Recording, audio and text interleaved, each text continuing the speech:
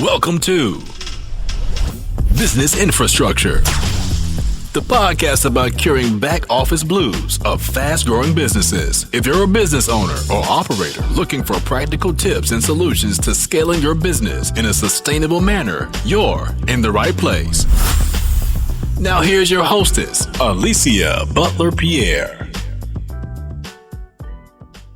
Hello and welcome to the Business Infrastructure Show, where we share tips and resources to help you cure back office blues. I'm your hostess, Alicia Butler-Pierre, and I'm joined today by the one and only Doug Sandler.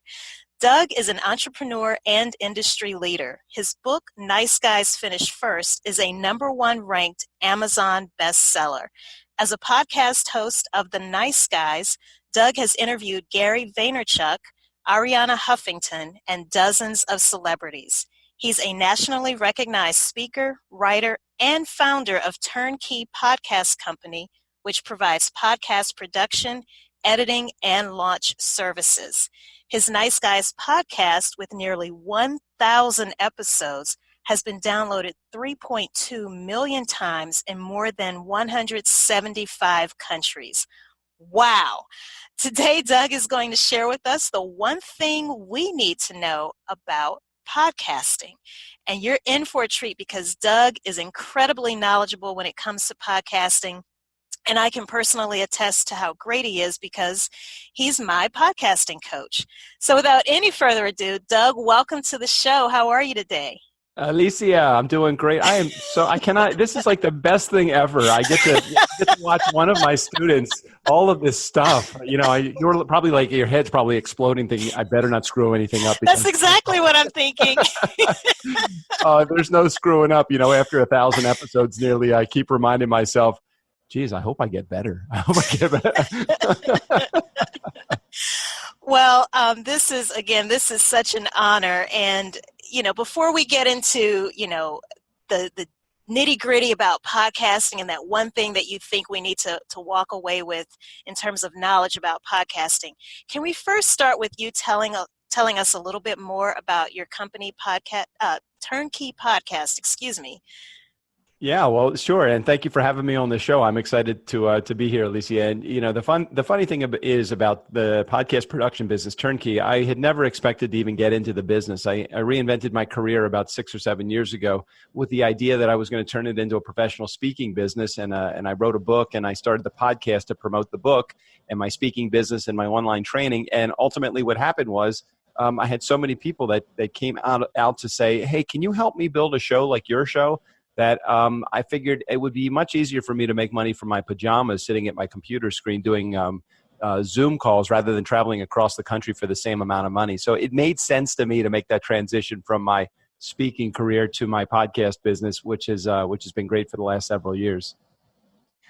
Wow. And I know you'll get into how you can actually monetize a podcast, but before we get into that, and that may very well be the one thing you want to tell us about podcasting, I'm not sure, but in your opinion, as the expert, Doug, what is the one thing you think we need to know about podcasting?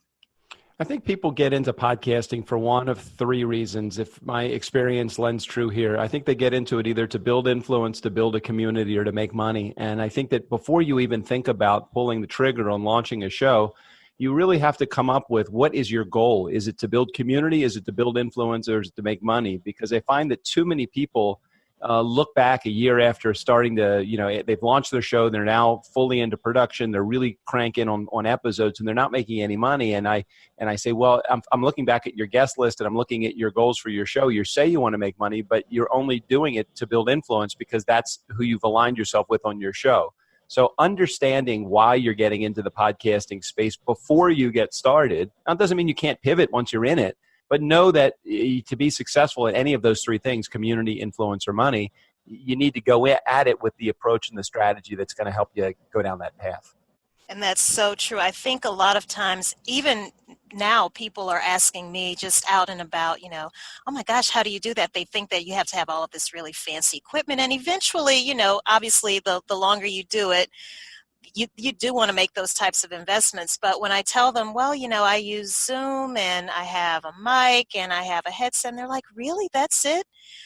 But I tell them, look, it takes a lot of work to think through that strategy, as you just mentioned. You have to really understand why you're doing it and who you're talking to, because as you know, Doug, with podcasting, you don't always know who's listening. Agreed.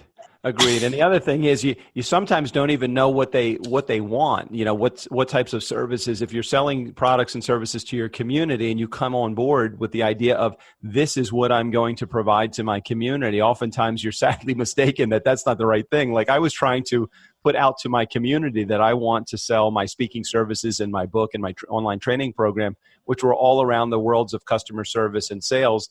Little did I know that my community actually wanted me to sell them podcast production business, which was not even on my radar screen when I started to podcast. It took nearly 2 years to figure that out and making no money for that almost 2-year period of time until we figured out that we really did want that.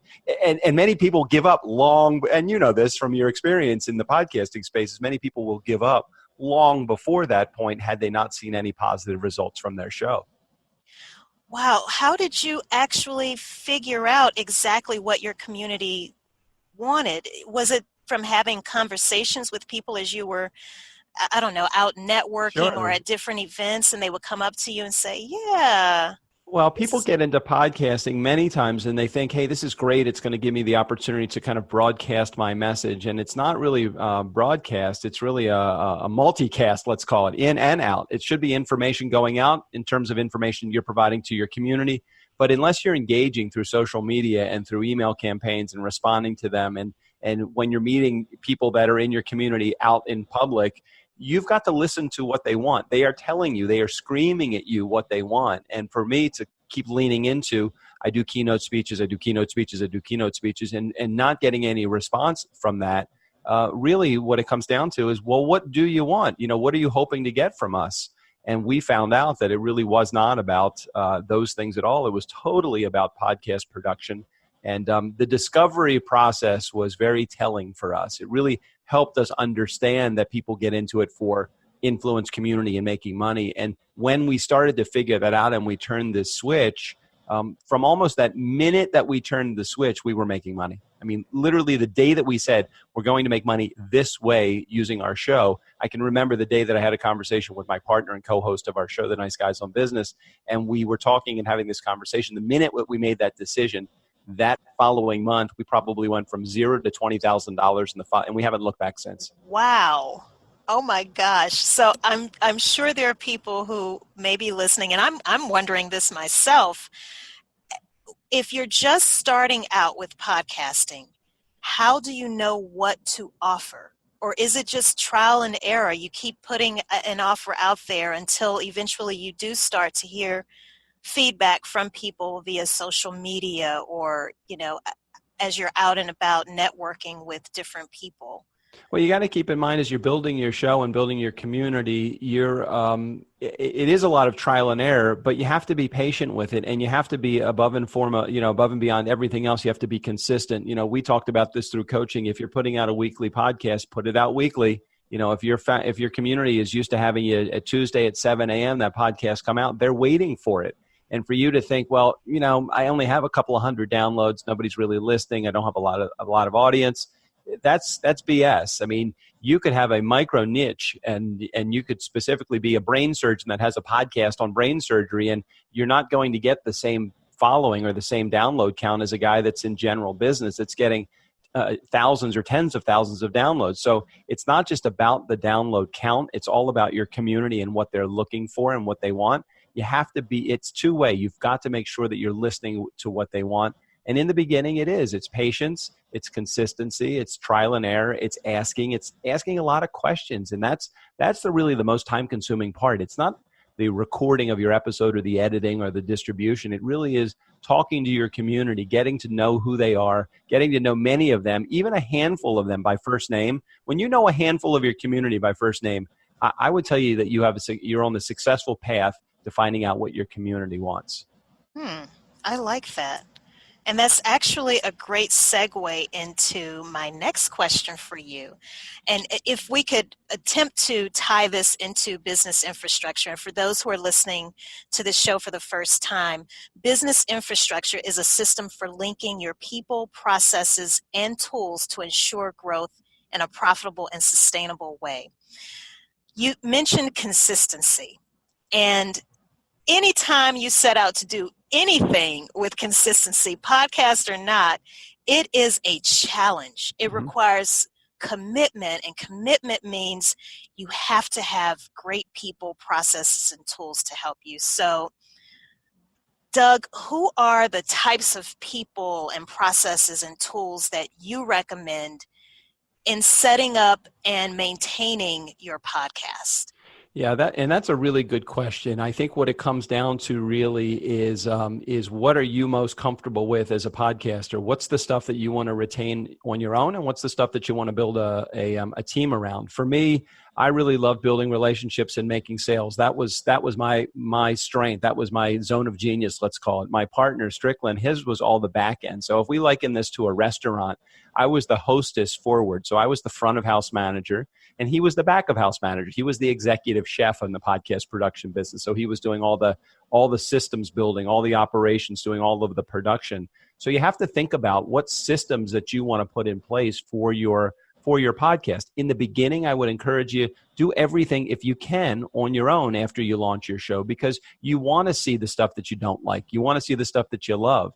So from my perspective, my advice would be, get into it, understand that there are multiple systems. You may create an entire system on your own, or you may plug into a system like ours. We have a podcast production system that's in place, but there are many people that either don't want to, from an expense perspective, do it that way, or they just like to do it. So they don't want to give up that role. I just encourage people to plug into some sort of system, or create a system that's going to handle that entire back end and even the front end stuff for your show as well. Now, one thing you said that I think was so key is doing it on your own first. And once you really figure out what the process or system looks like, I think then you're in an even better position to be able to delegate to other people. Agreed. But Agreed. yeah.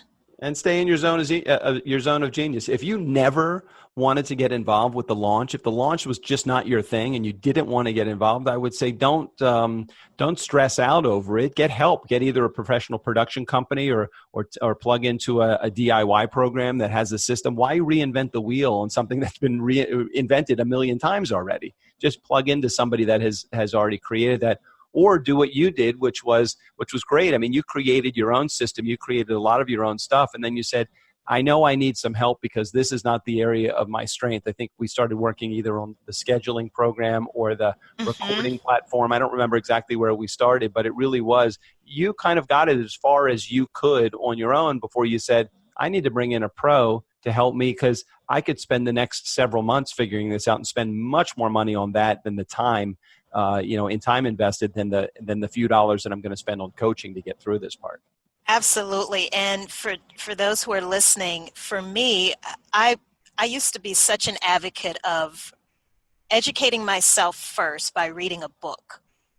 So the old me would have sought out books to read first, but sadly, the time that I have to devote to reading books is becoming shorter and shorter. So when I met you, I was like, oh my God, okay, can you please help me? And so I signed up for your coaching services. And what I loved about working with you was that you were able to look at what I had as a process at that time and say, you know what, there's a way you can automate a lot of these different steps. And that's when you started to introduce me to some of these different tools like acuity scheduling, and that alone shaved off a lot of time, just as you told me it would. So it's amazing, the automated systems that are available to us nowadays for, I think your Acuity subscription is probably about $20 or $25 a month, if that, and it saves you literally hours and hours and hours of time every month from collecting information, confirming appointments, and the initial follow-up, and all of that stuff is just completely done away with because it's automated through Acuity. Can you talk just a little bit about the amount of time that you can put in coming up with your initial process? So even when using a tool like Acuity Scheduling, I literally set aside an entire day Mhm. just to get everything set up. Is that the norm? Well, I think you're a very unique individual, Alicia. I think what ends up happening is a lot of people give up before they say, "Hey, I'm going to spend an entire day doing this." And what they do is they'll hire a company like me and spend a few $100s for that coaching call, and they'll just say, "Hey, can you do this for me?" And we have a back end system that yes, we could set it up. We have a client right now that's very hands off with everything. He's an exec, a C-level exec, and he comes to us with here's what I want to do. Can you help me with it? We answer the question, yes, we can. Here's how we do it. And then he says, great, can you do it for me? And some people are, what do I need to do? And we tell them and they say, okay, great. Teach me how to do what I need to do so that I can learn it for future stuff, because it's not just setting up one form. As you know, it's going to be setting up the form, and then you're going to need to set up another one for another show that you're going to start, or another appointment type you have if you're using the automated schedule as the example. So he doesn't want to learn, but he's got the back end, he's got the money, so that he says, I don't care. I never want to learn this. And you take a different approach. I take the approach that you take. I want to learn it in the beginning. I want somebody to fine tune me, and then I want to come back and learn it, the pro way. And it's almost, you probably could teach me some stuff about Acuity now because you got your hands dirty with it, right? Yeah. And that's the beauty of it. When you start to do that, that's the real pro. For me, it's you can teach a guy to fish or you can give him fish. And I'd rather teach somebody how to fish rather than just hand them the fish. Right. Well, this is a great time for us to take a quick commercial break. And when we come back, I would love for you to tell us more about your podcasting services as well as your book. Love it. Okay, so let's take a quick break. Today's episode is brought to you by Equilibria, an operations management firm specializing in business infrastructure for fast-growing small businesses. The faster your company grows, the more people you will need to add to your team. Without clarity on what should be done, who should do the work, and when, where, why, and how, your business is guaranteed to miss the mark in customer, employee, and vendor satisfaction. Equilibria can develop a business infrastructure that calms the chaos and provides a recipe for sustainable success. Visit eqbsystems.com today. Mention the Business Infrastructure Podcast for a free 30-minute phone consultation.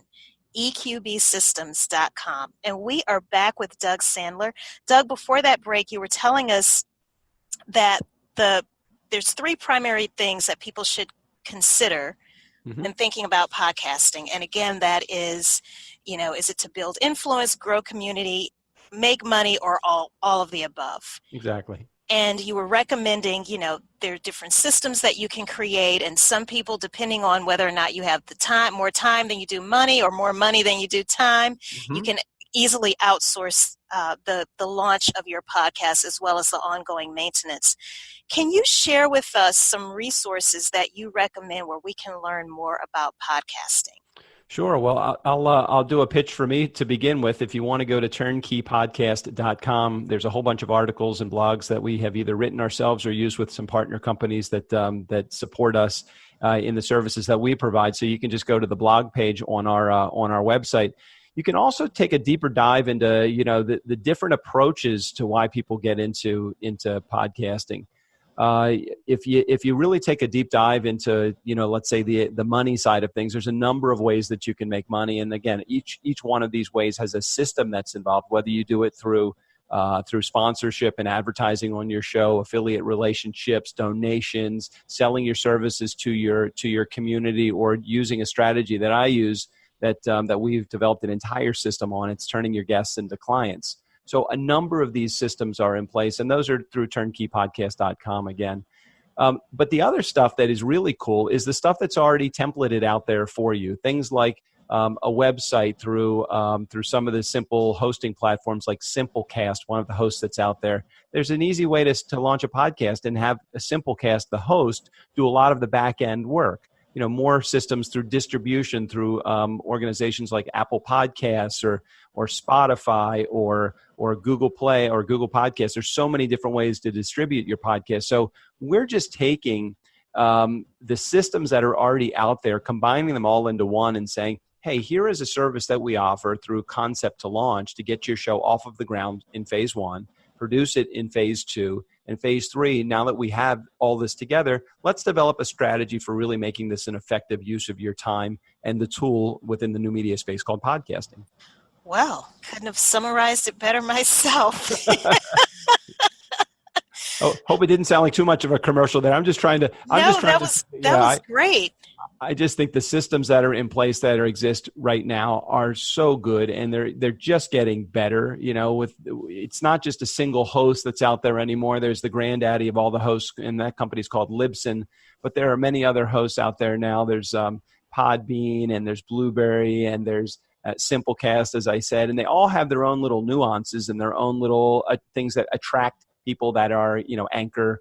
Anchor was just bought by Spotify, who also bought Gimlet. So we know that when stuff like that happens, we know we're in the right place. And podcasting is you're in the right zone. People said, hey, when you got into it 4 years ago, I thought we were too late. And I'm sure the guy that did it 3 or 4 years before me probably thought he was doing it too late. Today, everybody is saying, hey, maybe it's too late to get into podcasting. And I keep saying, the best time to plant a tree was 20 years ago. The second best time is today. Let's plan it and let's get started, because you're wasting time. So let's just go. One more really quick question before we wrap up, Doug. Do you think this is something that any type of business can do, podcasting, or does it work better for certain types of businesses? Well, I can tell you it's very, very effective if you can niche down as far as possible. So if you are dealing with the accounting world, and within the accounting world, you only want to deal with people that use a certain type of accounting system, then you are really niching down to a specific audience. And that they actually are the most successful podcast, because I just developed a podcast. It's called Ford Mustang, the first generation, the early years, because I'm a classic Mustang driver. I have a 1965 Mustang. And it's amazing, as I released this podcast just a couple of days ago, over 300 downloads already. And it's such a huge, such a minor micro niche. And I haven't really done anything to promote it other than introduce it to the Facebook groups that I am in and I participate in. So I would say yes to the answer is anybody can do this effectively if you understand your message, you understand your market, and you understand what you are offering. So if you just market, offering, and message, if you just remember mom the entire time, market, offering, and message, if you remember who your mom is, then you're going to do really well in the podcasting space, and don't lose sight of that. So I was asking that question with a very specific person in mind. So Chris, if you're listening, Chris owns a home repair and renovation business. And he and I had a conversation as to whether or not podcasting would work for the type of business that he has. And I told him, absolutely. I don't see why not. And I think you just answered that question for him.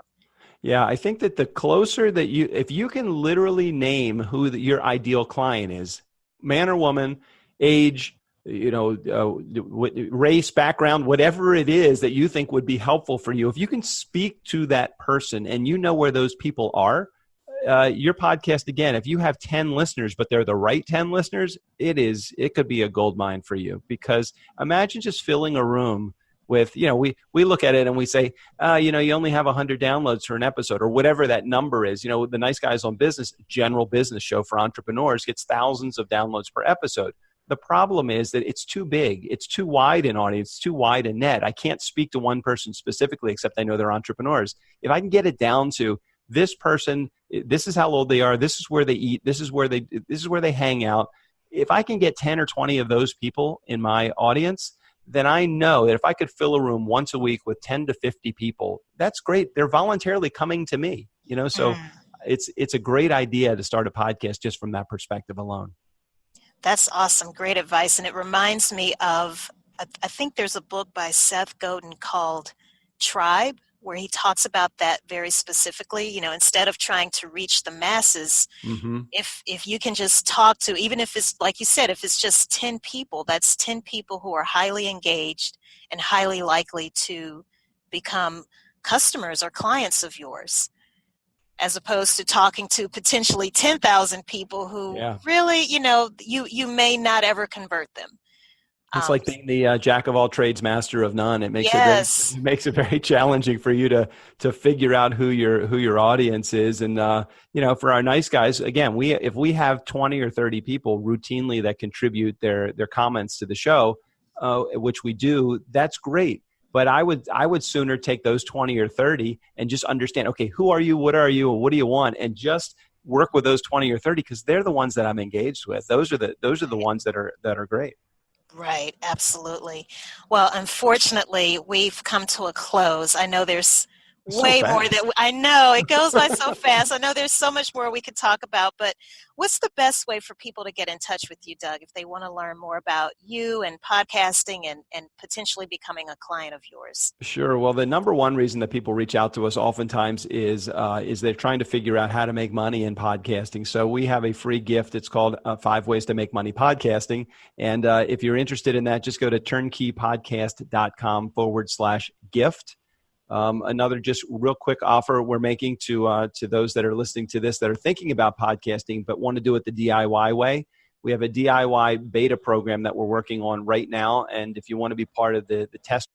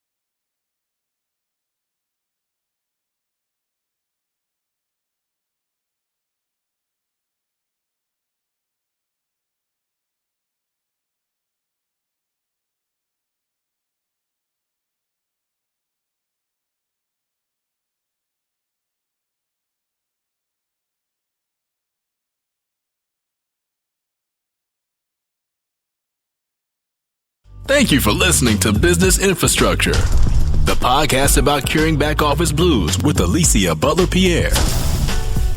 If you like what you've heard, do us a favor and subscribe, leave a rating and review, and more importantly, share with your colleagues and team members who could benefit from the information. Join us next week for another episode of Business Infrastructure with Alicia Butler-Pierre.